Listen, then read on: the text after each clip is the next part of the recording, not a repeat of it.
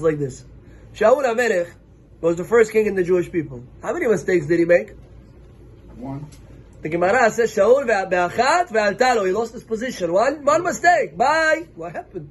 Big mistake. David HaMelech made more than one mistake, and nothing happened to him.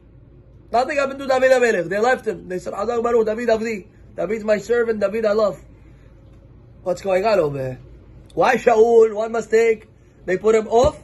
Whereas David HaMelech, he made more than one mistake, if we could say such, and nothing happened. Who has a good answer? Levels?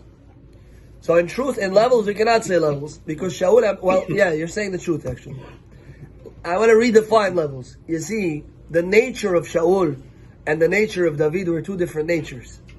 Shaul HaMelech, his Yetzer Hara didn't bother him so much. He was Mishichmo V'mala. He was tzaddik misodo, from his building. From the building blocks inside of him, he was tzaddik. He didn't have the Yetzer Hara to drive him to do crazy things.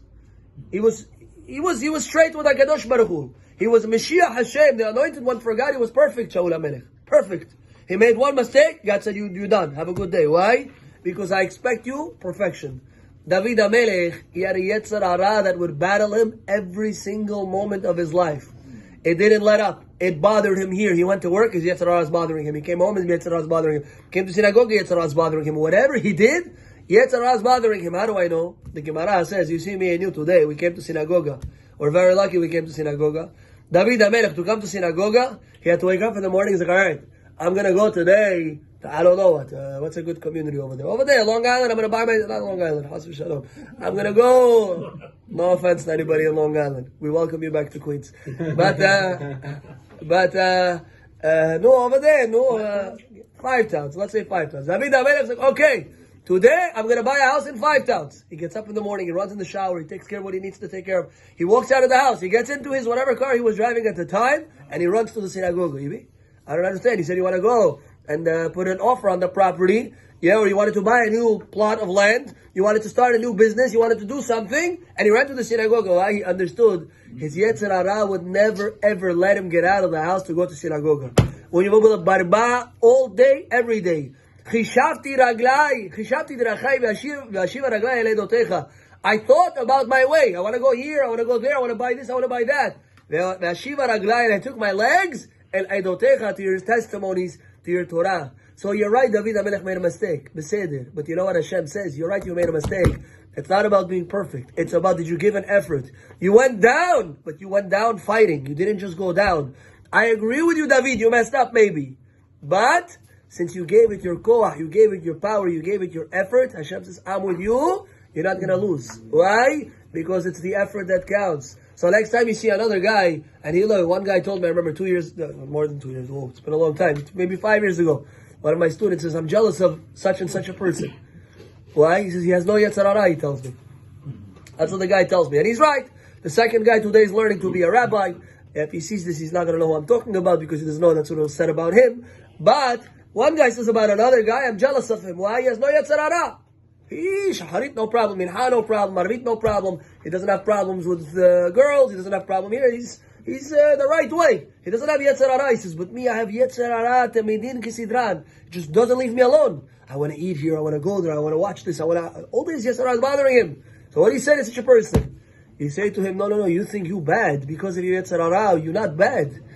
Na'barot. In Shamayim, you can be worth much more than him. Why? He's always being bothered, and he's always saying, no, leave me alone. No, leave me alone. I don't want to do this. Zelo bishvili. I'm a Yehudi. I'm a Jew. I'm going to be good. I'm going to be proper. He fights the fight. Hashem says, you could be greater than the tzaddik. Why? Because you fighting against the Yetzer Hara. Another guy, if Robert Kalatarov gets up 6 o'clock in the morning to learn Gemara, it doesn't impress me. Why? He doesn't have Yetzer Hara like me. I have Yetzer Hara. He bothers me. 6 o'clock. What do you mean? You're going to be tired all day. Go back to sleep. You didn't rest yet. He bothers you, right? Rab doesn't have Yetzer Hara. He could get up early. Let's go. I'm ready. So the point is that when Hashem judges a person, He's always looking at how much effort did you give? How much koach did you give? You failed. Beseder. There's no person without failure. You know what makes you a tzaddik? Sheva yipol tzaddik. V'kam. He gets up. He messed up, but he gets back up. He gets on his 2 feet. And I'll tell you guys something I said maybe 6 months ago, and we'll finish with this. There was a boxer, I heard this from Rabbi Schaefer, There was a boxer. What was his name? Muhammad Ali. Yeah? He was a famous boxer. He became champion. I never saw him. I don't know what he looks like, but he's a world champion. Yeah? And so, they took an interview after the fight. He was fighting some guy. I don't know, maybe some Frazier. He was fighting with him. And in the end, he wins. Wow, what an interview they took from him. They said, let me ask you a question. From what they say he knocked you down. You were out. Yeah? And you were 5, 6, 7, 8, and then you got back up. Why it took so long to get back up? He said, I want to tell you something. I'll teach you a lesson. He says, what? He said, when they train us in boxing, it's almost impossible to get knocked out. Why? They train you so good, it's almost impossible. He says, so what do you mean we see everybody getting knocked out? He says, most guys, they don't get up, not because they're knocked out. They don't get up because they're scared to take another beating. They don't want to take another beating. He says, you know what makes you a champion?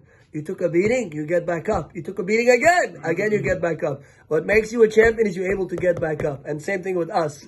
You're right, the Yetzer Hara bothers you. One guy with his parnasa, one guy with his shalom, one guy with his kids, one guy with I don't know what. Everybody has their Yetzer Hara. Their own mishugas that distracts them from Hashem's service. But you know what makes you a man? What makes you a man is you get back up and say, Hashem, you know what, yesterday, you're right, I could have been a little better. I should have been a little better. I messed up. You know what, Hashem? I'm getting back into it. But I failed 100 times already. No, Hashem, you know what? My name is Michael. I'm 101. If I failed 100, I'm going to try again. Why 101? I'm going to get another chance. Why? Because I want to be good for you, Hashem. We have the holiday of Shavuot coming up. Let us embrace this holiday. Let us get ready for this holiday. Let us prepare for the holiday. And what greater way than with Divrei Torah? Let us all establish these healthy habits with our families, with ourselves, to learn Hashem's Torah, to make sure that our kids are in good Jewish schools. That's for all those watching. And Hashem should bless everybody. Amen. 1 second. At this time, we will announce, let Mr. Sofiev say a few words, and with that we'll say a Kaddish. Just a few moments.